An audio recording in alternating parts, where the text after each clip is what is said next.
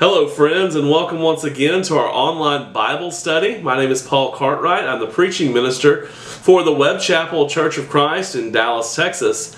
I would ask that you would like this video, that you would subscribe to our YouTube channel and turn on notifications so that you can be alerted when new content is available. Today we are continuing in that portion of Jesus' life. It begins at the third Passover, and it goes until his arrival in Bethany. Today we get a little added treat as we see a conversation between Jesus and his disciples that still has wide and far-reaching implications for us as Christians today. Please join me in Matthew chapter 16. We're going to look at verses 13 through 20. Now when Jesus came into the district of Caesarea Philippi, he asked his disciples, "Who do people say the Son of Man is?" And they said, "Some say John the Baptist, others say Elijah, others Jeremiah or one of the prophets." He said to them, "But who do you say that I am?" Simon Peter replied, "You are the Christ, the Son of the living God." And Jesus answered him, "Blessed are you, Simon Bar-Jonah, for flesh and blood have not revealed this to you, but my Father who is in heaven. And I tell you that you are Peter. On this rock I will build my church, and the gates of hell shall not prevail against it. I will give you the keys of the kingdom of heaven, and whatever you bind on earth shall be bound in heaven, and whatever you loose on earth shall be loosed in heaven." Then he strictly charged his disciples to tell no one that he was the Christ. Why did Jesus ask the disciples, "Who do people say the Son of Man is?"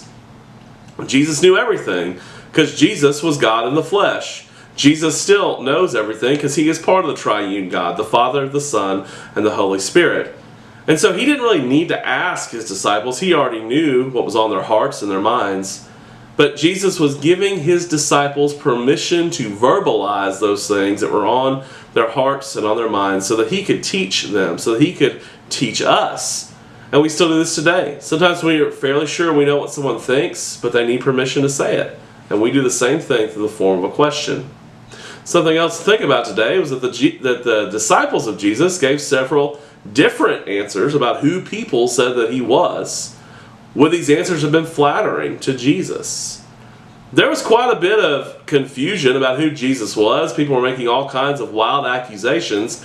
And the people who should have known who Jesus was were the disciples. At least you would think they would have been the ones. You see, they weren't completely sure about Jesus. They weren't completely sure about his ministry or what he was doing. And so they gave these names to these great heroes of faith. In a very sad way, we still do the same thing today. When something good happens in our lives, we chalk it up to luck or to circumstance or to being at the right place at the right time. But we know from the book of James that all good and perfect gifts come from above.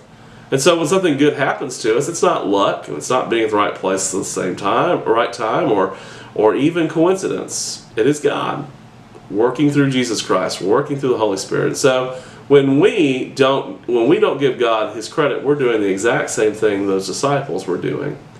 What are the implications of Peter's confession that you are the Christ, the Son of the living God?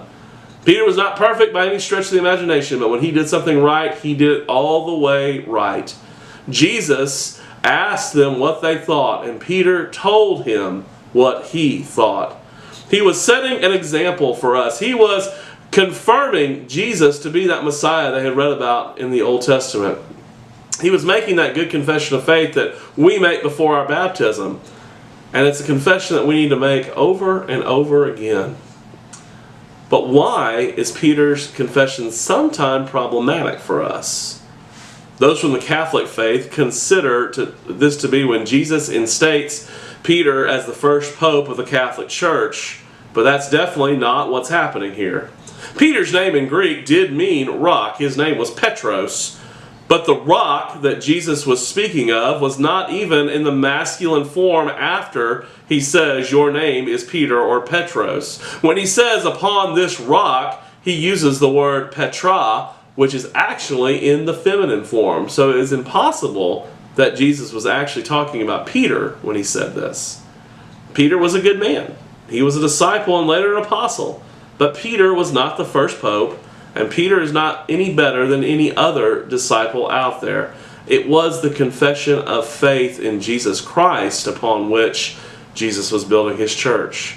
When we put on Christ in baptism, we say something to the effect of Jesus Christ is the Son of God. And like Peter, we need to make that good confession of faith regarding Christ, but it's not just enough to do it when we put him on in baptism. It's a confession we need to make every day. I want to thank you for joining us for online Bible class today. Hope that you have enjoyed it.